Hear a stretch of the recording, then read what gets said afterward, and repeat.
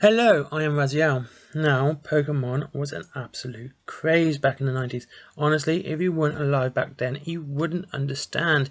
Any craze since has yet to reach the heights that Pokemon did. Pokemon was everywhere. Now, it is a cultural icon.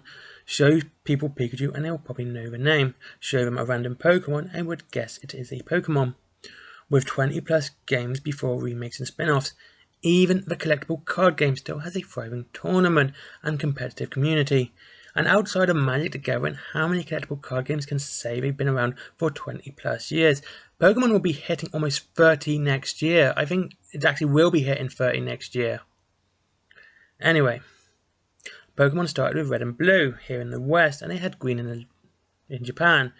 And they had a third game, Yellow. Now this third game only went up to Diamond and Pearl with Platinum, and after that it was no longer. I don't know why they stopped that too. That was pretty cool having a third game. Now we have Arceus being the last one in the game line, and or it could be Shield and Sword. I don't know if Arceus is actually a mainline game or not. Today I will be talking about Gold and Silver. Well, particularly Gold, as that's the one I'm playing. The second generation Pokemon games. The story is very similar to first generation. You are in Circle of Courage here. Again, something they stopped.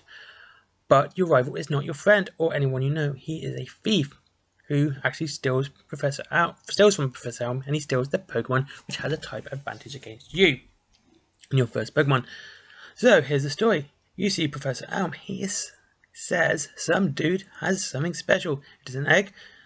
You take the egg to hatch. It is a Togepi. This starts your adventure. You fight a gym leader who really likes birds. On to the next gym, they like bugs. But before that gym leader, you have to stop Team Rocket. Team Rocket are back from Red and Blue.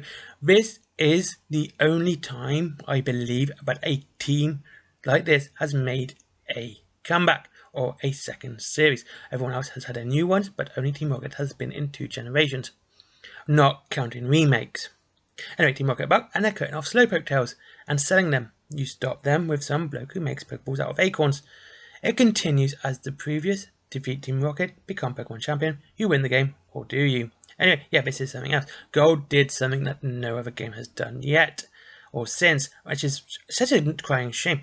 You can go back to the original country, county, area, Kanto, so you can get the original badges as well as the Johto badges, extending the game greatly. And it really maintains the fun as well. It is not a copy and paste of the Red and Blues Kanto, as Kanto has aged and grown with time. There has been effects and things have happened which have changed it, and it's really cool. Gold and Silver also added series staples. You have eggs, breeding, individual legendaries for each card. Remember, Red and Blue only had Mewtwo. Where with Gold and Silver, you have Ho-Oh for Gold and Lugia for Silver. New Pokemon starters, of course, you always get them now, but they are still the usual Fire, Water and Grass. Now, I picked a Fire one on this one. In my game I'm actually playing at the moment, in my Game Boy Advance, I actually picked Totodile, because my daughter loves Totodile. And she plays with it in the bath, so she wanted me to play as Totodile. That's it. Anyway, so, and the other thing they added was the legendaries that move around and don't stay on one spot, with the dog Pokemon, Entei, Suicune, and the other one which I always forget. So, anyway, is it fun to play? Yes, it is incredibly fun to play. It is also difficult. But it is actually me comparing it to Brilliant Diamond. I'm not just saying it's difficult with rose-colored glasses, saying it was much harder back then. I have been playing it next to Brilliant Diamond, so I can compare the difficulty of the two. And yes, it is a lot harder. Anyway, it is hard, but it's not unfair. This is something a lot of games who go, oh, we're hard, seem to lack of understanding. So Oz Games seems to do it quite well. They make a difficult game, but there is an understanding of fairness. So, here's an example of the difficulty. You don't get to catch any Pokemon until you see Mr. Pokemon, and you get the egg. Plus, the egg takes up a slot. So, until Professor Elm takes the egg back, well, the Togepi off you, you are literally handicapping yourself with 5 Pokemon you picked and 1 you haven't. And Togepi's not that great with any real offensive moves till a much higher level. And like I said, you don't get to catch any Pokemon until you've gone to Cherry Grove, you've spoken to Mr. Pokemon, come back, so you've got to go all the way there and back with a single Pokemon. It's a good way of teaching you about potions and, you know, healing your Pokemon, and it's really fun, but that's just the way it is. Now, the gameplay of Pokemon is still the same. You fight wild Pokemon, trainers, gym leaders, and the evil gang. Then the Elite Four, and then the champion. It is a really fun game. The best way to play... Also, I need to mention this because I didn't write down the script. There is 2 champions. There is a champion at the end of a Johto one, who you defeat, and then there is you get to play Red from Red and Blue.